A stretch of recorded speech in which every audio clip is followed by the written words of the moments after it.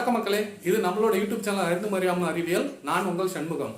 இன்னைக்கு ரொம்ப இன்ட்ரெஸ்டிங்கான சயின்ஸ் ஃபேக்ட் நம்ம பார்க்க போறோம்.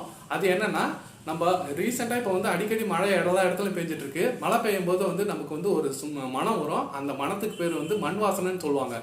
இந்த மண் வாசனை ரொம்ப டிஸ்டிங்க்டான ஸ்மெல்லாக இருக்குங்க. ஸோ அதுக்கு என்னோட ரீசனை நம்ம வீடியோவில் என்னன்னு பார்க்கலாம். ஓகே, அதுக்கு முன்னாடி என்னோட சேனலை சப்ஸ்கிரைப் பண்ணிக்கோங்க, என்னோட வீடியோவை ஃபாலோ பண்ணிக்கோங்க. ஃபர்ஸ்ட் ரீசன் ஃபார் மண் வாசனைக்கு என்னன்னு சொன்னீங்கன்னா, volatile organic compound சொல்லுவாங்க. அது என்னன்னா, மரம் செடி கொடியெல்லாம் காஞ்சி சருகாகும் போது அதுல இருந்து வர ஆயில் சில ஒரு ஆர்கானிக் காம்பவுண்ட் எல்லாம் மண்ணோட கலந்து இருக்கும், இல்லை எர்த்தோட சர்ஃபேஸ்ல இருக்குங்க.